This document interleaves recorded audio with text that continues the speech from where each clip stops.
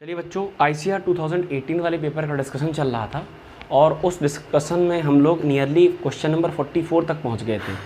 आज 45 onwards up to 60 यानी 16 questions का डिस्कशन करना है, तो आ जाएं। और हाँ, जो इससे पहले के प्रीवियस पेपर्स हैं उनके सोल्यूशन का जो लिंक है वो डिस्क्रिप्शन बॉक्स में दिया 2019, और बाकी इसके जो पार्ट्स हैं दो उनका भी वीडियो लिंक आप नीचे डिस्क्रिप्शन बॉक्स पर देख करके विजिट कर सकते हैं। ठीक है, चलिए इसी चैनल पे। सो ICAR 2018 लास्ट फ्यू क्वेश्चंस, आखिरी के कुछ सवाल। यहाँ आपको बोर्ड में क्वेश्चंस विजिबल होंगे और सोल्यूशन हम लोग यहाँ सीखते जा रहे हैं। सवाल नंबर 45 की बातचीत करने जा रहे हैं बेटा। क्वेश्चन नंबर 45 की बात करें, कह रहा है polished metal with rough black spot on it is heated about 1400 Kelvin and quickly taken to the dark room. Which of the following statement is correct? एक वेल पॉलिश्ड मेटल ब्लॉक है या metal है, उसका कुछ हिस्सा rough है, खुरदुरा है, इसको हीट किया गया एक अच्छे टेम्परेचर तक। हीट करने के बाद इसे डार्क रूम में ले गए। अब देखिए, एक बात कही गई थी किरचॉफ लॉ के केस में, वैसे भी याद रखें कि जो भी बॉडीज़ हैं, प्रीवियस लॉ के हिसाब से भी सही बात है कि हर बॉडी हर टेम्परेचर पर एमिशन और एब्जॉर्प्शन दोनों करती है। तो ये बॉडी हाई टेम्परेचर पर गुड नंबर ऑफ वेवलेंथ्स या गुड नंबर ऑफ रेडिएशंस का एब्जॉर्प्शन करेगी, अवशोषण करेगी, और समय आने पर जब सराउंडिंग का टेम्परेचर इससे कम होगा तो उन्हीं वेवलेंथ का उत्सर्जन करेगी। तो जो डार्क रफ वाला स्पेस है वो अच्छे तापमान पर अवशोषण करेगा, और गर्म कमरे के अंदर ले जाने पर जहाँ सराउंडिंग का टेम्परेचर इससे कम होगा ये उत्सर्जन करना शुरू कर देगा। ठीक है, इसका मतलब थोड़ी देर बाद क्या होगा, जो स्पॉट है will appear brighter then the plate, कि जो स्पॉट है वो इस प्लेट से थोड़ा सा ब्राइटर महसूस होगा। सो ऑप्शन संख्या फर्स्ट इज करेक्ट। ऑप्शन संख्या फर्स्ट इज करेक्ट। ठीक है ना, यानी टेम्परेचर अच्छा होने पर ये अवशोषण भी करेगी और टेम्परेचर सराउंडिंग का कम होने पर उत्सर्जन भी करेगी। हर टेम्परेचर पर हर काम क्लियरली होगा। क्लियर? अब देखो, अब जो स्पॉट आपको कैसा रफ और ब्लैक दिखाई दे रहा था, तो जो ब्लैक स्पॉट था वो ब्लैक इसलिए दिख रहा क्योंकि एब्जॉर्प्शन कर रहा था। डार्क रूम में ले जाओगे तो यही ब्लैक स्पॉट जो सारी वेवलेंथ का एब्जॉर्प्शन कर चुका, तो किरचॉफ लॉ भी ये कहता है गुड, जो अच्छा एब्जॉर्बर है वो अच्छा एमिटर भी होगा, तो डार्क रूम में ले जाने पर ये वेवलेंथ का उत्सर्जन भी करेगा, तो बाकी प्लेट की तुलना में ज़्यादा चमकदार दिखाई देगा। ठीक है, क्वेश्चन नंबर 45 ऑप्शन संख्या 1 सही है। 46 पर आ जाइए, थोड़ा सा न्यूमेरिकल कैलकुलेशन है 46 वाले क्वेश्चन में, और ये जो कैलकुलेशन है ये पोटेंशियोमीटर का कैलकुलेशन है, ध्यान दें। 46 नंबर क्वेश्चन पर ध्यान दें। कह रहा AB is a potentiometer wire of length 100 cm and its resistance is 10 ohm. It is connected with a resistance of 4 ohm and battery of EMF 2 volt. तो पहले हम थोड़ा सा फोटो बना दें आपको कि ये रेजिस्टेंस है R, that is given as 40 ohm, और इस 40 ohm के रेजिस्टेंस के साथ साथ एक 2 वोल्ट का बैटरी लगा दिया गया है, 2 वोल्ट का बैटरी सोर्स है। इससे एक वायर कनेक्ट करा गया है। वायर का नाम AB, उससे कोई मतलब नहीं। ये रहा A पॉइंट, ये रहा B पॉइंट, और जो वायर की लेंथ है बेटा दैट इज़ 100 सेंटीमीटर, ये 100 सेंटीमीटर है। तो पहले इतने की बात करें हम कि ये भी एक पोटेंशियोमीटर वायर है जिसकी लेंथ 100 सेंटीमीटर है। इसका जो रेजिस्टेंस है दैट इज़ 10 ओम। इसका जो रेजिस्टेंस है this is given as 10 ohm. R is equal to 10 ohm. अब ध्यान से समझिए इस बात को। अब कह रहा है कि इसमें एक बैटरी कनेक्शन करा गया जो कि 40 सेंटीमीटर पर नो डिफ्लेक्शन दे रही है। तो EMF की वैल्यू बताओ। कोई बहुत कठिन काम नहीं। सबसे पहले हम करते क्या है कि एक्चुअली हमने कहा ना पोटेंशियोमीटर एक फ्रेम है जो, या रेफरेंस फ्रेम है जो अपने ऊपर सारा पोटेंशियल कैसे ड्रॉप हो रहा है बताता है। अब कोई भी EMF की सेल ला के इससे कंपेयर कर सकते हो। पहले चेक कर लें कि यहाँ पोटेंशियल कैसे मेंटेन है। तो ध्यान से देखें, आपके पास वोल्टेज के नाम पर, EMF के नाम पर 2 वोल्ट है, और आपके पास रेजिस्टेंस टोटल के नाम पर, टोटल रेजिस्टेंस के नाम पर ये 40 और ये 10 दोनों सीरीज़ में, 40 और 10, तो 40 + 10 सीरीज़ में हो जाएगा 50 in terms of ohm. V is equal to IR के हिसाब से अगर हम चलें, so I is equal to V/R। What is voltage? That is 2 volt. What is R? That is 50। If you multiply 2 up 2 down, so it will be 4/100 and that means 0.04 in terms of ampere. Now we got the current. हमारे current मिल गया, धारा मिल गई। अच्छा, जो current है वो इस वाले पॉइंट से यहाँ तक ऐसे जाएगी, तो 2 वोल्ट का खर्चा कैसे होगा? तो 0.04 मल्टीप्लाई बाई 40 के हिसाब से, मल्टीप्लाई बाई 40 के हिसाब से 1.6 वोल्ट यहाँ खर्चा हो जाएगा। और बाकी बचा हुआ 0.4 वोल्ट वो इस पूरे लेंथ में खर्च होगा यहाँ। ठीक है बेटा, तो इसे अब रफ कर रहे हैं क्योंकि कैलकुलेशन से V बराबर IR से पूरे सर्किट का वोल्टेज और पूरे सर्किट के रेजिस्टेंस के कैलकुलेशन से पूरे सर्किट में करंट आ गई। करंट ने बता दिया कहाँ कितना वोल्टेज ड्रॉप होगा। यहाँ V बराबर IR, I की वैल्यू 0.04, R की वैल्यू 40, यहाँ I की वैल्यू बेटा कितनी 0.04 और R की वैल्यू 10।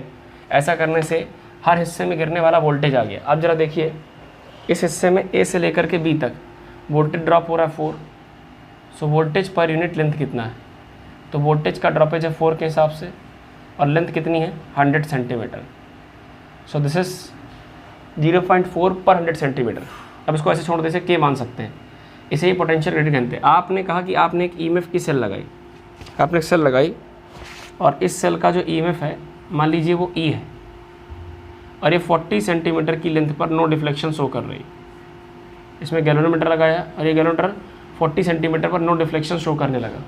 आप लॉजिक समझिए कि 40 सेंटीमीटर इसकी बैलेंस लेंथ है। तो आपने पता क्या कहा, आपने कहा आप इसे ऐसा भी कह सकते हैं कि 100 सेंटीमीटर यूनिटरी मेथड, चाहे पोटेंशियल, वैसे सही तरीका ये लिखा जाता है E is equal to K multiply by L, जहाँ E इसका EMF है, K पोटेंशियल ग्रेडियंट है दैट इज 0.4 बाई 100 और इसकी no deflection length that is 40 centimetre.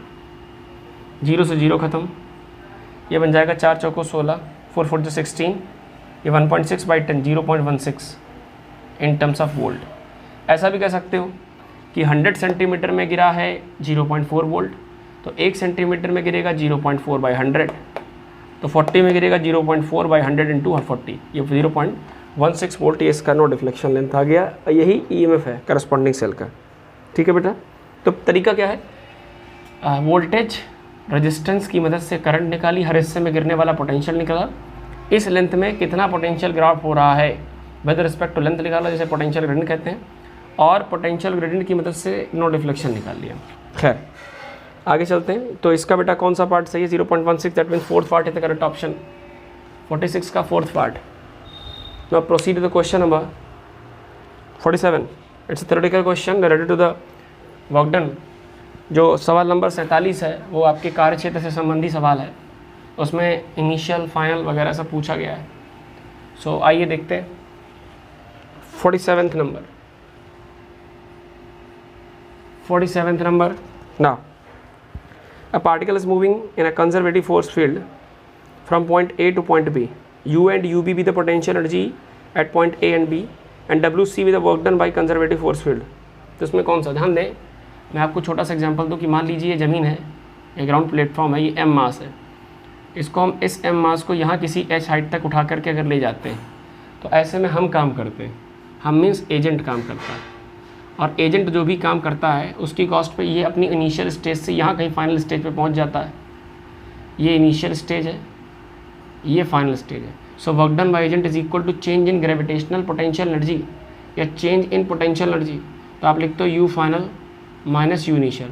अब एजेंट का काम, एजेंट ऊपर उठा रहा और कंजर्वेटिव फोर्स का मतलब जैसे गुरुत्वाकर्षण है, ग्रेविटी है, वो नीचे खींच रही होगी, तो एजेंट का काम कंजर्वेटिव फोर्स फील्ड के काम का ठीक उल्टा होता है, बराबर you final minus U initial. इसे ट्रांसफ़र करो। सो कंजर्वेटिव फोर्स फील्ड का जो काम होता है, माइनस को ट्रांसफ़र करोगे तो बन जाएगा you initial minus U final. अब सवाल देखो, याद रखना है, संरक्षित क्षेत्र द्वारा किया गया कार्य work done by conservative force field is equal to change in gravitational potential energy, but change लोगे U initial minus U final. तो बताइए जरा, ए से बी तक आप ले गए, तो ए से बी में ए से चले बी तक चले, तो U A minus U B, ये आ गया change in gravitational potential energy and that is given by W C work done by conservative force field. So I think option number second is correct, दूसरा ऑप्शन सही है। अच्छा, work done by agent पूछा जाता, एजेंट द्वारा किया गया कार्य कंजर्वेटिव की जगह, तो एजेंट जो कार्य करता है वो पहला ऑप्शन सही हो जाता। वर्क डन बाय एजेंट बराबर U B minus U A, work done by conservative force बराबर U A minus U B, initial minus final होगा। ठीक है बेटा। 48 नंबर, 48 नंबर सवाल, इसे देखिए 48 नंबर देखिए। 48 नंबर कह रहा है,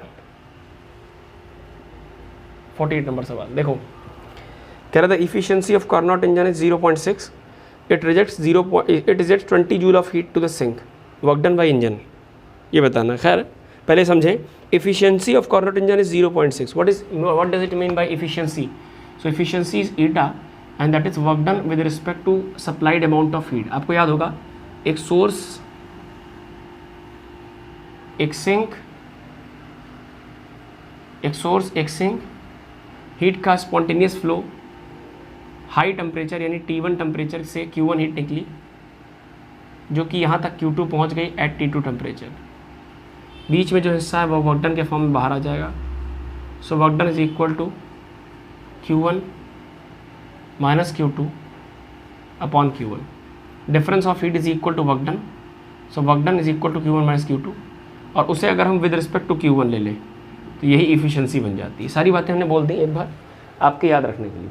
अब ज़रा समझिए इसको पेशेंस के साथ कि इफिशिएंसी इज गिवन है 0.6, तो 0.6 बराबर वर्क डन था Q1 minus Q2 upon Q1। Cross multiplication करिए। सो यहाँ से आ जाएगा। इसमें कुछ और अमाउंट भी दिया है शायद, इसमें दिया गया है कि 20 joule of heat to the sink. Sink को सप्लाई होने वाली हीट दी गई 20 जूल, तो यहाँ सिंक को सप्लाई होने वाली Q2 होती है, तो 0.6 is equal to Q1 minus 20 upon Q1। Cross multiplication, इसे 6/10 भी लिख सकते हैं आप ऐसे, cross multiplication. So 6 of Q1 is equal to 10 Q1 minus 200। So इसे इधर ट्रांसफर करो, इसे इधर, तो ये बन जाएगा बेटा 200 10 Q1 minus 6 Q1 that is 4 Q1। So what is Q1? What is Q1? 4 को नीचे भेजो 50। Q1 is equal to 50 joule.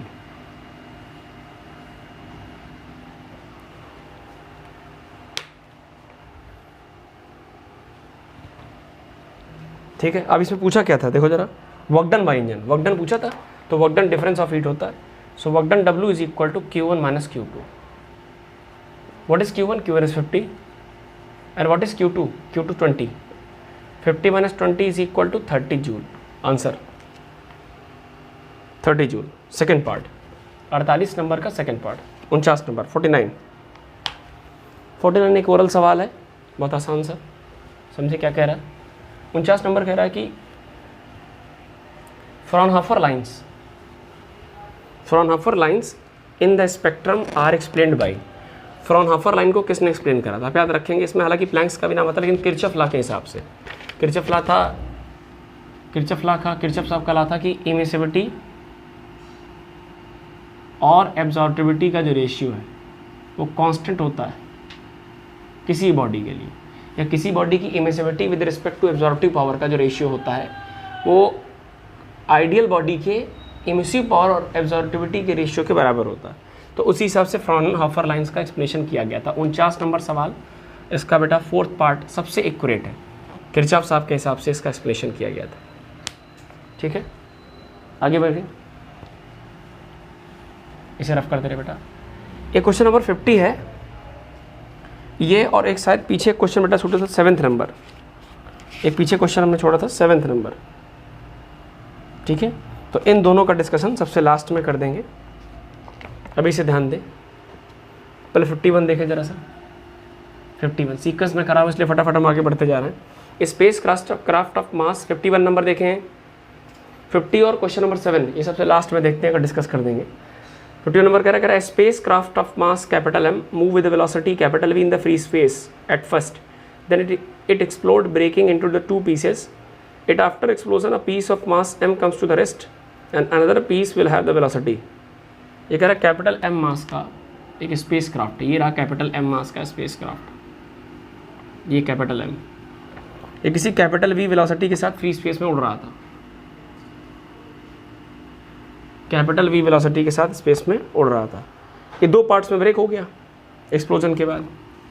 ये जो है कैपिटल V वेलोसिटी के साथ एक्सप्लोजन हुआ इसका, और इसमें से एक मास M ये अलग हो गया, और एक बचा हुआ मास कैपिटल M माइनस M ये बचा। अरे भाई 10 किलो था, 2 किलो निकल गया, 10 माइनस 2 किलो बचा। कैपिटल M में से स्मॉल M निकल गया, capital M minus small M मिल गया। ठीक है, अब कह रहा है कि it after explode in the piece mass M come to rest other piece की वेलोसिटी। ये जो है ये रेस्ट पे आ गई पीस, और इस पीस की वेलोसिटी कुछ हो गई हो कि ये पता नहीं, ये पता करना है। तो हम एक बात जानते हैं कि explosion is a internal force process, आंतरिक बल की वजह से होता है, और बाह्य बल नहीं लगा तो मोमेंटम चेंज नहीं होगा, और मोमेंटम चेंज नहीं होगा तो जो मोमेंटम पहले था वही मोमेंटम बाद में मिलाकर होगा। तो हम तो लगाने जा रहे हैं P initial is equal to the P final. Initial momentum कितना था, capital M multiply by V बराबर, फाइनल मोमेंटम में इसकी बात करें तो M multiply by 0 plus capital M minus small M multiply by small B. Initial momentum of a large piece equal to final momentum of two small pieces among which one piece comes to the rest, so momentum becomes 0 and other piece m minus m multiply by b, so small v is equal to, ये capital v भी है बेटा, इसका जो velocity है वो capital v है, capital v। सो ये तो बेकार हो गया पार्ट, इसे नीचे ले आओ। So capital m multiply by capital v upon capital m multi minus small m, ये रहा, नोट करें। ये आपका कौन सा पार्ट है बेटा, capital M capital V upon capital M minus small M, ये आपका पहला ऑप्शन है, first option is the correct option. 51 number, 52 number देखिए,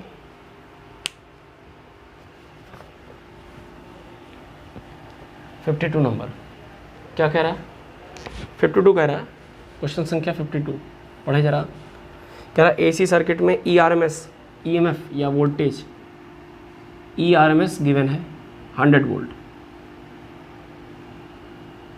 और IRMS 1 ampere. Phase difference between voltage and current phi, that is given as pi by 2। आपको याद होगा power is equal to voltage multiply by current multiply by cos phi, P बराबर VI cos phi. आप power की बात करते हैं तो पावर बराबर वोल्टेज की बात करो बेटा, वोल्टेज कितना है 100 मल्टीप्लाई बाई करंट की बात करो, करंट कितनी है 1, और कॉस फाई की बात करो तो कितना हो जाएगा, cos of phi means phase difference between current and voltage that is pi by 2, this goes to 0। ये कॉस 90 हो गया 0, अगर ये 0 तो पावर भी 0। ये एक ऐसा सर्किट है इसमें करंट और वोल्टेज एक दूसरे से फेज वाइज पाई बाई 2 यानी 90 डिग्री के डिफरेंस में है, इसलिए पावर कंजम्पशन नहीं होगा, average power consumption 0, power spent in the circuit 0। Fourth option is the correct option. 53 number, frictional force is, आइए जरा,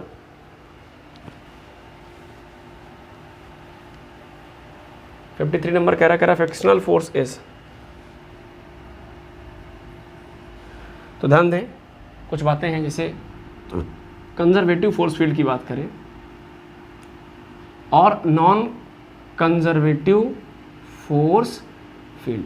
कंजर्वेटिव फोर्स फील्ड संरक्षी क्षेत्र, नॉन कंजर्वेटिव फोर्स फील्ड असंरक्षी क्षेत्र। तो नॉन कंजर्वेटिव में आपका फ्रिक्शन, विस्कोसिटी, ये सब आता है, और कंजर्वेटिव में इलेक्ट्रिक फील्ड का फोर्स, ग्रेविटेशनल फोर्स, ठीक है, और आपका स्प्रिंग फोर्स, ये सारे फोर्स आते हैं। तो फ्रिक्शन कैसा है, नॉन कंजर्वेटिव, असंरक्षित। Friction force is non conservative, second option is the correct option. 53 का दूसरा नंबर।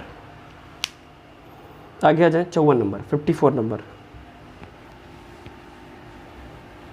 54 नंबर देखिए जरा। कह रहा electric field intensity on the surface of a uniformly charge spherical conductor whose surface charge density sigma. 54 number, suppose करो ये spherical conductor है और इसको हमने कैपिटल Q चार्ज दिया है और इसका जो जियोमेट्रिकल रेडियस है वो R है। तो आपको याद होगा कि जो भी चार्ज आप इसको देंगे वो इसकी सरफेस पर रिसाइड करेगा। और अगर हमसे कोई पूछता है, पहले पूरा एक्सप्रेशन लिख दे रहे हैं, हमसे कोई पूछता है यहाँ इलेक्ट्रिक फील्ड इंटेंसिटी कितनी होगी, तो हम लिखेंगे कैपिटल E बराबर 1/4 pi epsilon not total charge Q upon capital R square.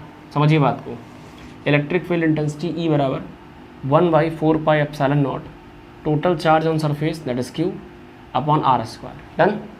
अब ध्यान से देखो तो सरफेस पे जो चार्ज है, अच्छा सरफेस चार्ज डेंसिटी लिखने के लिए कोई कहे तो sigma is equal to total charge upon total surface area. Surface area होता है स्फीयर का 4 पाई R स्क्वायर, तो यहाँ सिग्मा इस्तेमाल कर सकते। अब ई को थोड़ा सा चेंज करो तो E बराबर ये 4 पाई R स्क्वायर एक साथ मिला लो तो बन जाएगा Q/4 पाई R स्क्वायर और नीचे क्या बचेगा 1/एप्सिलॉन नॉट। ध्यान से देखो, ये बचा sigma, so result comes out to be sigma by epsilon naught. So surface पे जो इलेक्ट्रिक फील्ड इंटेंसिटी होगी यूनिफॉर्मली चार्ज स्फीयर के केस में, that is fourth part, sigma by epsilon naught. So fourth part is the correct option. चौथा part correct option है। 54 के बाद 55 number सवाल आ जाए। प्रश्न संख्या 55, बहुत अच्छे सवाल, बिल्कुल सरल सरल से, इजी कॉन्सेप्ट बेसिस, कोई कठिन काम नहीं। 55 नंबर कह रहा है फोटो इलेक्ट्रिक सेल क्या करता है। तो आपको फेनोमेना याद होगा, कह रहा है photo electric cell convert. Photo electric cell में किसी मेटल की सरफेस पर, किसी कंडक्टर या मेटल की सरफेस पर किसी सोर्स ऑफ लाइट से फोटॉन्स गिरते हैं। फोटॉन गिरते का मतलब लाइट एनर्जी आती है, लाइट एनर्जी आएगी, वो लाइट एनर्जी अंदर इलेक्ट्रॉनों को एक्साइट करेगी और ये इलेक्ट्रॉन सर्किट में दौड़ भाग करेंगे, जिससे एक करंट बनेगी। तो इलेक्ट्रॉनों का चलना फिरना ये इलेक्ट्रिक करंट बनाएगा। अब मैं दोनों बातें मिलाने जा रहा हूँ। लाइट एनर्जी का इलेक्ट्रिकल एनर्जी में कन्वर्जन किया, so light energy into electrical energy, ये थर्ड ऑप्शन सही है। Photos electric cell light energy को, फोटो मीन्स फोटोन आए, इलेक्ट्रिक मीन्स इलेक्ट्रिसिटी बनी, तो photo electric cell light energy को इलेक्ट्रिकल एनर्जी में कन्वर्ट करती है, light energy into electrical energy. Third option is the correct option.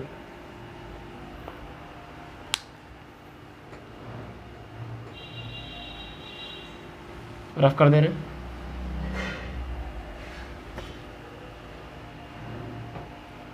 अब देखिए 56 number, Einstein's equation of photo electric effect is given bye.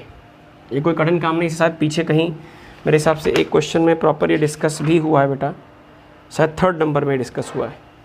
इसमें कोई कठिन काम नहीं है कि 56 नंबर में किसी मेटल सरफेस पर अगर म्यू फ्रीक्वेंसी का लाइट इंसिडेंट होगा तो इंसिडेंट फ्रीक्वेंसी एच म्यू, उसके दो हिस्से, कुछ हिस्सा वर्क फंक्शन, बचा हुआ हिस्सा kinetic energy, that means half mv square. So we may write here half of mv square is equal to h mu minus phi, or we may write here half of mv square is equal to h mu minus h mu naught, that's it, h mu minus h mu naught। ठीक है भाई, तो ये आपका option संख्या तीसरा सही है, चेक कर लें, तीसरा सही है। 57 नंबर सवाल, बिल्कुल सिमिलर सवाल, ऐसा हम लोग शायद 2019 वाले पेपर में एक बार देख भी चुके हैं, अगर आपको याद हो। 57 नंबर सवाल, 57 नंबर देखिए क्या कह रहा है। 57 नंबर कह रहा है कि बॉडी 5 मिनट लेती 80 से 50 डिग्री ठंडा होने में। एक बॉडी है जो कि 80 डिग्री सेल्सियस से 50 डिग्री सेल्सियस तक कूल हो रही है, एंड इट टेक्स 5 मिनट। तो हम लोग एक फार्मूला लगाते हैं, रिजल्ट याद रखें आप, θ1 minus θ2 upon time taken is equal to constant times of theta average, that means θ1 plus θ2 by 2 minus theta surrounding। तो 80 से 50, θ1 80, ये 50, तो 30 degree, time taken 5 minute, constant के 80 प्लस 50 130 का एवरेज 65, और सराउंडिंग टेम्परेचर θ0 का कोई आइडिया अभी फ़िलहाल नहीं। अब उसने कहा टेम्परेचर ऑफ सराउंडिंग 20 डिग्री, तो भैया यहाँ 20 डिग्री रख दिया जाए। लास्ट लाइन में देखिए कहा है, तो हो जाएगा 45, 5 से काटोगे 6 बराबर के 65 माइनस 20 45, नीचे भेज दो, के को हम एज इट इज इस्तेमाल कर लेंगे। अब आगे उसने बात क्या कही, आगे कह रहा है 60 से 30 में कितना समय लगेगा। 60 से 30 कोई बात नहीं, 60 माइनस 30 अपॉन मान लो टाइम लगेगा t, θ1 माइनस θ2 अपॉन टी बराबर कांस्टेंट, व्हाट इज कांस्टेंट, 6/45, 6/45।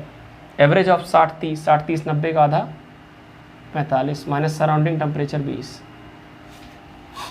60 में से 30 चला गया 30 by T is equal to 6/45, और 45 में से 20 चला जाएगा तो क्या ये 25 बचेगा, 5 से उड़ाओ, 5 बचा 25, 5 नहीं है 45, ठीक है। और ध्यान से देखो तो 5 6 या 30 और 30 खत्म, तो टी बराबर बेटा टी के ठीक सामने एक ही नंबर बचा 9। अब जो भी है मामला, सेकंड है सेकंड, मिनट है तो मिनट, टी बराबर 9 मिनट। ऑप्शन संख्या 3rd is correct, 3rd is correct.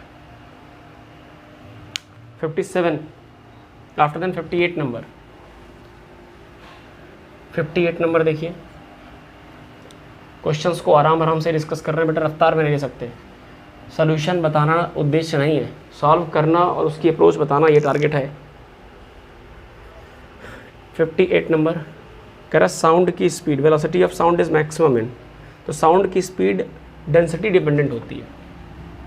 We sound, actually ऐसे याद रखेंगे, वी साउंड जो है उसका जो ऑर्डर है, वो सबसे तेज़ साउंड चलेगा आपका सॉलिड में, फिर लिक्विड में और फिर गैस में। सबसे धीमा साउंड गैस में चलेगा, ठीक है ना। तो आप ध्यान दें कि जो वेलोसिटी ऑफ साउंड है वो मैक्सिमम होगी। इनमें से सॉलिड एक ही दिया गया है, स्टील, तो first option is the correct option. Actually sound की जो वेलोसिटी, साउंड एक लॉन्गिट्यूडनल वेव है जो कि under root of coefficient of elasticity with respect to density पे होती है। तो सॉलिड के केस में ये जो रेशियो सबसे बड़ा आता है, इलास्टिसिटी बहुत अच्छी, डेंसिटी भी अच्छी, तो दोनों का जो रेशियो बहुत बढ़िया आता है। क्लियर हो गया ना। चलिए, स्टील तो वैसे भी मेटल है, one of the most elastic material है, तो इसमें ई का वैल्यू बहुत अच्छा होगा। और अगर ई अच्छा है, ईटा अच्छा है ना, तो डेंसिटी हालांकि अच्छी होगी तो भी फ़र्क पड़ेगा। हालांकि इसके बढ़ने से या इसके अच्छे होने से नंबर कम होता है, लेकिन इन दोनों का जो रेशियो है वो अच्छा होना चाहिए ताकि साउंड की स्पीड अच्छी रहे। तो 58 का पहला पार्ट, साउंड की सबसे बढ़िया स्पीड स्टील में होगी, सॉलिड में होगी। अगली बात 59 नंबर। 59 नंबर कह रहा है photon of frequency mu has a momentum associated with it, ठीक है। If C be the velocity of light then momentum is, तो इसका मोमेंटम बताइए। आइए जरा पेशेंस। फोटोन है, एक फोटोन है, फोटोन की फ्रीक्वेंसी म्यू है। तो पहले फोटोन के बारे में आइडिया देखो, तो फोटोन की एनर्जी जो होगी E बराबर एच न्यू, और यही एनर्जी आप चाहें तो mc² से कंपेयर कर सकते हैं अगर c स्पीड ऑफ लाइट में हिंट करी गई। तो फोटोन की एनर्जी है फ्रीक्वेंसी फॉर्मेट में, और ये है आइंस्टाइन इक्वेशन के हिसाब से। So H mu is equal to mc multiply by C. mc is momentum, mass multiply velocity, तो मोमेंटम को रोक लो, तो momentum p is equal to H mu by C. Momentum is equal to H mu by C. है कोई option? Yes, second option is the correct. Last question 60 number, as per series, sequence के हिसाब से आखिरी सवाल। आइए, EMF of a primary cell is balanced on 52 centimeter of a potentiometer wire, or when the resistance of 5 ohm is connected across a cell, the balance length obtained is 40 centimeter. Internal resistance कितना है? अब थोड़ा इस बात को समझे। EMF of cell is balanced, EMF जो balance होता है वो 52 सेंटीमीटर पे। कह रहा अगर इसके साथ 5 ओम का रेजिस्टेंस लगा दिया जाए सेल के साथ, तो जब सेल के साथ किसी एक्सटर्नल रेजिस्टेंस को कनेक्ट करके फिर इसके टर्मिनल के क्रॉस जो रीडिंग करते हो वो दरअसल वोल्टेज की रीडिंग होती है। जो वोल्टेज है वो कब बैलेंस हो रहा है? 40 सेंटीमीटर पर, और जो रेजिस्टेंस लगाया गया है वो 5 ओम है। तो इंटरनल रेजिस्टेंस कितना है? Internal resistance means internal resistance R। आपको याद होगा अगर आपने पोटेंशियोमीटर के दोनों एप्लीकेशन डिटेल में पढ़े, जो सिलेबस चलता है उसके हिसाब से डिस्कस किया हमने कि इंटरनल रेजिस्टेंस को एक्सटर्नल रेजिस्टेंस और EMF और पोटेंशियल की नो डिफ्लेक्शन लेंथ के टर्म्स में ऑब्टेन कर सकते हैं। सो EMF या internal resistance is equal to capital R within डब्बा, EMF के corresponding no deflection length, voltage के करस्पॉन्डिंग नो डिफ्लेक्शन लेंथ, दोनों का ratio -1। So internal resistance small r is equal to capital R, capital R means external applied resistance that is 5 within bracket, capital E की no deflection length that is 52 upon voltage की जो deflection length है वही resistance connection के बाद that is 40। थोड़ा सा बेटा डिटेल है ये, डिटेल का मतलब इसके अंदर थ्योरी में जाएंगे तो पूरा डिराइव करना पड़ेगा, इसलिए इसको एज ए रिजल्ट याद रखें। Internal resistance in term of external resistance, EMF balance length, voltage balance length, ये सब लिया। तो कैलकुलेशन करें तो 40 यहाँ चला जाएगा, LCM में भी रहेगा तो 52 minus 40 is equal to 12। So internal resistance R is equal to 5 multiply by 12 upon 40। So if you go for the elimination, 5 8 ja 40. So R is equal to eliminate by 4, 4 2 ja 4 3 ja 3 by 2, that means 1.5 volt, 1.5 ohm. बोलो भाई 5 8 जा, अब 4 से cut करो 4 3 जा, 4 2 जा, 3/2 1.5 ओम international आ गया। Option देख लें तो 60 का बेटा ऑप्शन संख्या 1.5 यानी फोर्थ ऑप्शन सही है। 2 सवाल बचे, 7वां नंबर और शायद 49 नंबर जो भी है, अब उसे बेटा हम लोग जो है किसी और वीडियो में देख लेंगे, है ना। वो बीच बीच में उनके कैलकुलेशन में कुछ तुरंत मिस्टेक समझ में आई हमको, इसलिए हमने रोक दिया। बाकी आप वीडियोस लगातार देखते रहें, आपका जो अप्रेजल है, आपका जो अप्रिशिएशन है मिल रहा है, वीडियोस आपकी हेल्प के लिए है। इसमें हमारा एफर्ट केवल इतना है कि आप कम से कम एक बार ICAR BHU इन सब के पैटर्न्स को बहुत अच्छे से समझ लें, पेपर कैसा है वो भी समझ लें, कॉन्सेप्ट किस तरह से लगानी वो भी समझ लें, या किस वैरायटी के क्वेश्चन टच किए जा सकते हैं, क्या अपर एक्सट्रीम ऑफ नॉलेज है, क्या होनी चाहिए, कितना हमें पढ़ना चाहिए, उन सब का आइडिया आपको ICAR 18 और ICAR 2019 का पेपर सोल्यूशन देख के आइडिया लग जाएगा। NTA ने बनाया था ICAR 19, तो पेपर थोड़ा स्टैंडर्ड था और पेपर स्टैंडर्ड ही रहेगा, इसलिए तैयारी आपकी बहुत अच्छी होनी चाहिए। So all the very best, तैयारी करते रहें अपने एग्जाम्स की, लगे रहें, मेहनत करते रहिए, ठीक है।